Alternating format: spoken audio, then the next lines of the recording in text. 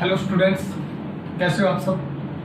हम chapter number 10 कर रहे थे जिसमें हमने मिसलेनियस एक्सरसाइज में क्वेश्चन नंबर 11 तक कर चुके थे। अब देखो क्वेश्चन नंबर 12 में क्या बोला है। ठीक है, लेट वेक्टर ए, एक वेक्टर ए गिवन है आई cap plus 4j cap plus 2k cap. एक वेक्टर बी गिवन है 3i cap minus 2j cap plus 7k cap. एक वेक्टर सी हमारे पास 2i cap minus 1j cap plus 4k cap. और उसके बाद में बोल रखा है हमें एक वेक्टर चाहिए डी जो क्या है, परपेंडिकुलर है ए के और बी के, और C dot D is equal to कितना बच्चों 15 है। देखो उसने क्या बोला है, हमें एक वेक्टर चाहिए डी जो ए और बी के साथ परपेंडिकुलर है। तो बोलो क्या लिखेंगे, because vector D is perpendicular to vector A and vector B implies, बोलो क्या मिलेगा बच्चों हमें, डी का डॉट ए के साथ इक्वल टू 0 और डी का डॉट बी के साथ भी इक्वल टू क्या मिलेगा 0। और उसके बाद में एक और चीज गिवन दे रखी है कि C dot D is equal to 15। C dot D is equal to कितना बच्चों 15 है। अब देखो तीन कंडीशंस दे रखी है। तो सबसे पहला काम, हमें डी वेक्टर नहीं पता तो लेट करेंगे। Let vector D is equal to any vector को क्या लिखते हैं, x i cap plus y j cap plus z k cap. अब देखो हमें तीन वैल्यू चाहिए एक्स वाई और जेड। तीन वैल्यू के लिए तीन कंडीशंस दे रखी है, तो कंडीशन को यूज करेंगे। पहले बोलो डी डॉट ए क्या आएगा, बोलो डी डॉट ए का ना, तो डी हमारे पास ये है, वेक्टर ए हमारे पास क्या है, आई का डॉट आई से करेंगे तो क्या आएगा एक्स, ऐसे ही वाई जे का जे ऐसे करेंगे तो क्या आएगा प्लस का 4y, और के वाले का के वाले से करेंगे तो प्लस में 2z।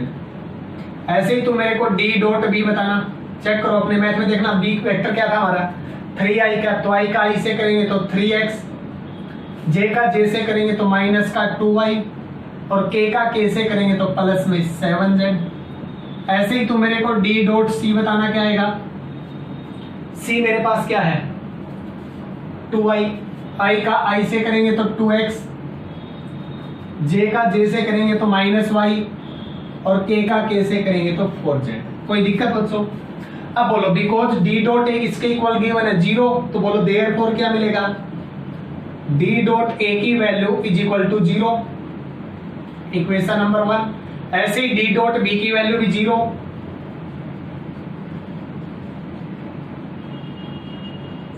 Equation number 2। D dot C की value 2x minus Y plus 4z is equal to 15, equation number 3। अब यहाँ पे तुम एक चीज ध्यान से देखना बच्चों, जो मैं इक्वेशन 1 और 2 को सोल्व कर रहा हूं, देखो कैसी कंडीशन है, वेरिएबल तो 3 है बट कांस्टेंट टर्म 0 है। यानी कि जब वेरिएबल 3 हो, कांस्टेंट टर्म 0 हो, तो उस इक्वेशन को कैसे सोल्व करेंगे अपन, दो इक्वेशन को, बिल्कुल आसान है। और इसका यूज हमारे पास 3D में मैक्सिमम होगा, इस टाइप का 3 वेरिएबल कांस्टेंट मिलेगा नहीं 0, तो उनको सोल्व करना है, 3D में मैक्सिमम यूज होगा इसका। तो सोल्व इक्वेशन 1 एंड 2, ध्यान से देखना कैसे करेंगे।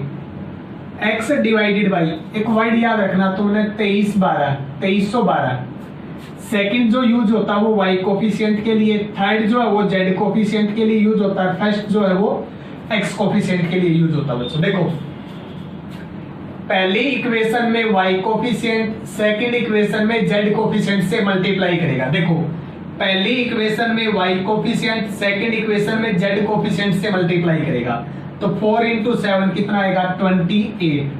फिर माइनस अपोजिट कर दो, जिसका z लिया था उसका y कोफिशिएंट, जिसका y लिया था उसका z कोफिशिएंट, मल्टीप्लाई करो 2 into 2 4, नेगेटिव 4 है तो नेगेटिव और नेगेटिव प्लस का 4 हो जाएगा। ऐसे ही बोलो equal to y divided by, y के लिए आप लेंगे 3 1, यानी कि z का कोफिशिएंट x के कोफिशिएंट से मल्टीप्लाई करेगा। देखो फर्स्ट में z का कोफिशिएंट, सेकंड में x के कोफिशिएंट से मल्टीप्लाई, 2 into 3 6, 2 into 3 क्या आएगा 6।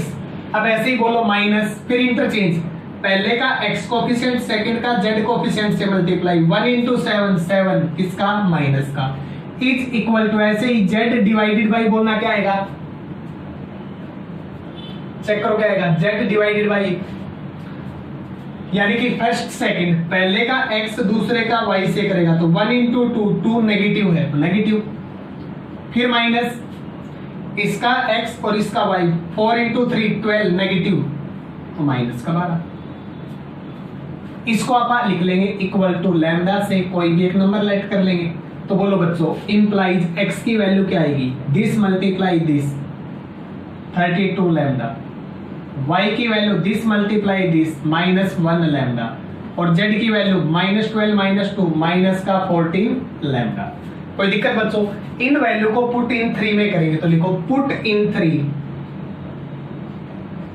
बोलो x की वैल्यू की 2 से मल्टीप्लाई, 32 इंटू 2 64 लैम्डा, y वाले की y से माइनस और माइनस प्लस तो 1 लैम्डा, z वाले की z वाले से माइनस 14 दिए 56, 14 इंटू 4 कितना आएगा 56 लैम्डा, और इज इक्वल टू 15। बोलो 64 और 1 65, 65 में से 56 गए, 65 में से 56 घटाओगे 9 बचेगा। तो बोलो दिस इंप्लाइज दैट लैम्डा की वैल्यू कितनी है बच्चों 15/9, 3 पे कैंसिल 5/3, तो यानी कि लैम्डा अपना कितना आया 5/3।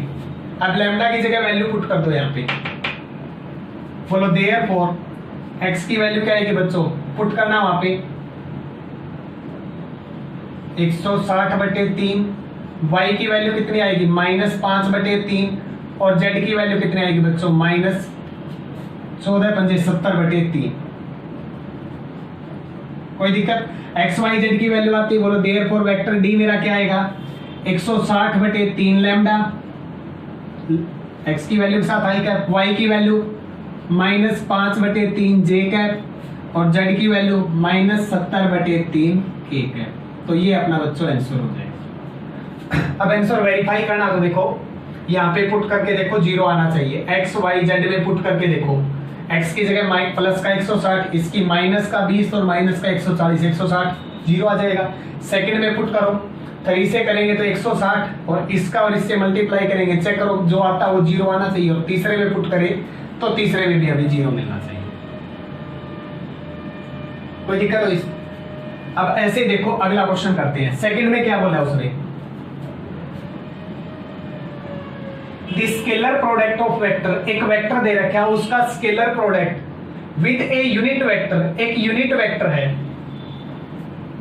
किसकी डायरेक्शन में, सम ऑफ दो वेक्टर, आगे जो दो वेक्टर दे रखे हैं उसकी डायरेक्शन में हमें एक यूनिट वेक्टर चाहिए जिसका इसके साथ स्केलर प्रोडक्ट हमारा किसके इक्वल दे रखा है बच्चों 1 के इक्वल दे रखा है। किसके इक्वल दे रखा है 1 के इक्वल दे रखा है। तो उसको हमने क्या करना बच्चों सोल्व करना है। देखो स्टेटमेंट पढ़ते हैं उसके बाद में क्वेश्चन सोल्व करते हैं।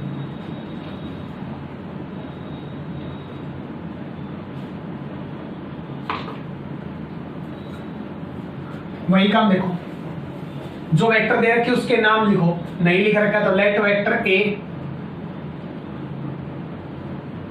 Is equal to I cap plus J cap plus के cap, vector B second 2y cap plus 4j cap minus 5k cap, vector C third lambda आई cap plus 2j cap plus 3k cap. अब उसकी statement पढ़ो, क्या condition बोली थी, the scalar product of this, यानी इस A vector का scalar product यानी कि ए वेक्टर का डॉट किससे with a unit vector along the sum of vector, इन दोनों वेक्टर के सम का यूनिट वेक्टर बोलो क्या आएगा, वो वेक्टर डिवाइडेड बाय उसी का मैग्नीट्यूड, और इज इक्वल टू कितना दे रखा है बच्चों 1।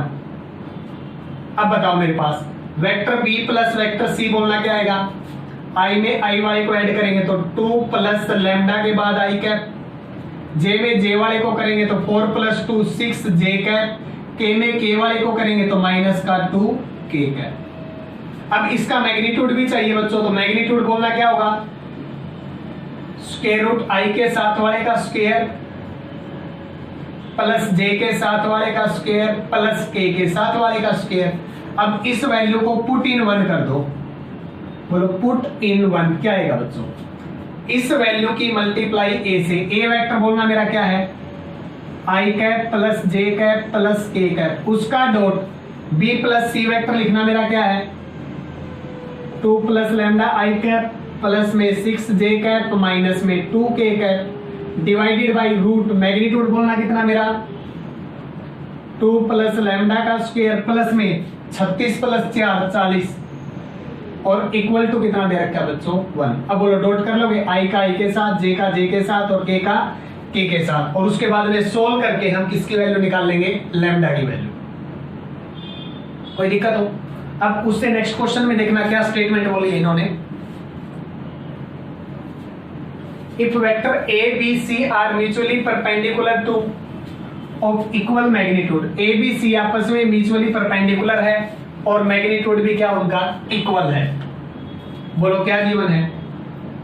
Vector a vector b vector c are mutually perpendicular implies, बोलो क्या मिलेगा? आपस में परपेंडिकुलर है तो a dot b, b dot c और ए डॉट सी तीनों किसके इक्वल है 0, एंड तीनों का मैग्नीट्यूड भी इक्वल है, यानी वेक्टर ए का मैग्नीट्यूड वेक्टर बी का मैग्नीट्यूड वेक्टर सी का मैग्नीट्यूड इक्वल है, मैंने मान लिया लैम्डा से। देन शो दैट, हमें प्रूव करना कि ये जो है इक्वल इंक्लाइंड है, ए के साथ भी बी के साथ भी और सी के साथ भी। तो पहला लिया मैंने let vector a makes angle, sorry let theta 1 b angle between vector a plus vector B plus vector c and vector A.